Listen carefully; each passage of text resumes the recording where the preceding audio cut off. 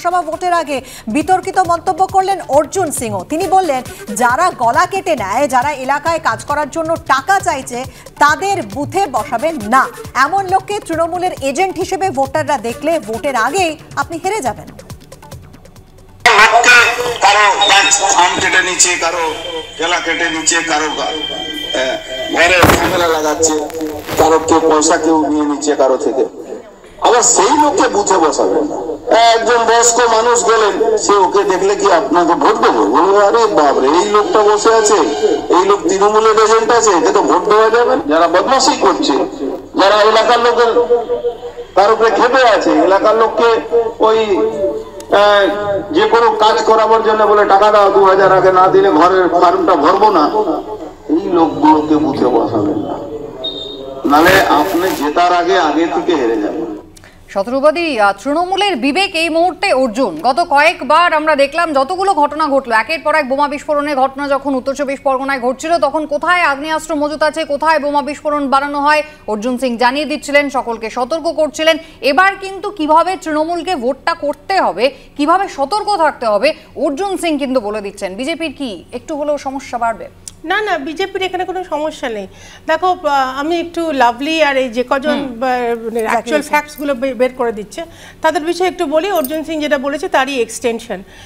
মূল কথা হচ্ছে কে কি বলেছে, থেকে বড় কথা কি বলেছে।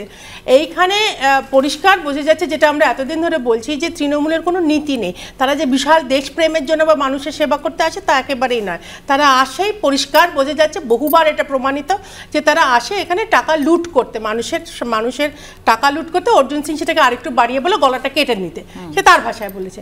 তো এখানে বিজেপির সঙ্গে তো কিছু নেই। বিজেপির লোকজন তো নীতি ধরে থাকে, এবং নীতি ধরে থাকে বলেই যারা যাতায়াত করে, যেমন অর্জুন সিং, যেমন সব্যসাচী এসেছিল চলে গেছে, রাজীব, এরা অনেকেই যাচ্ছে আসছে, তারা আমাদের এখানে কমফোর্টেবল নয়। বিজেপি নীতিটা এতটাই স্ট্রং যে আমাদের সব সময় বলা আছে যে আমাদের দরজা খোলা, জানলা খোলা, মন খোলা রাখতে হবে। আমি আপনার উপর দয়া করেছিলাম সবিতা, আজকে দয়াটা যদি না রাখতে চান আমার সঙ্গে কথা বলুন। মানে শাসক দল যাকে ওয়াশিং মেশিন বলে, না সেটা তো তাদের পারসেপশন। আমি আমার পারসেপশন বলতে পারি, আমাদের আইডিওলজি এতটাই স্ট্রং যে যদি কেউ এসে নিজেকে সমৃদ্ধ করতে চায় আমাদের আইডিওলজিতে, দে আর মোস্ট ওয়েলকাম। বেশ, আমি তাহলে শীর্ষেন্দুর কাছে এই জায়গায় যাই। বিজেপিতে সমৃদ্ধ হওয়ার পর যারা আবার শাসক দলে ফেরত যান, তাহলে নীতিবাগীশ বিজেপি তাদের বিধায়ক পদগুলো খারিজ করে না কেন? 77 জন বিধায়ক ছিল, এখন বোধহয় সংখ্যাটা কমতে কমতে 69-এ দাঁড়িয়েছে। সেটাই তো প্রশ্ন, যে করেন না কেন? এগুলো সুযোগ সুবিধে নেওয়ার জন্য এগুলো করেন, এদল বদল করেন, কিন্তু রাজনীতিবিদরা ঠিক ভোটটা এলে তাদের এত বিবেক জাগ্রত হয় কি করে আমি তো বুঝতে পারি না। যিনি কেষ্টর বাণী শোনাচ্ছেন তিনি বিষ্টু হতে চাইছেন, তিনি আবার অর্জুন সিং আবার অন্য কথা বলছেন, লাভলি আবার সত্যি কথা বলে ফেলছেন। তো এইগুলো তো প্রত্যেকটা কাউন্সিলর তৃণমূল সরকার তো শিখিয়েছে রোজগারের দিকটা,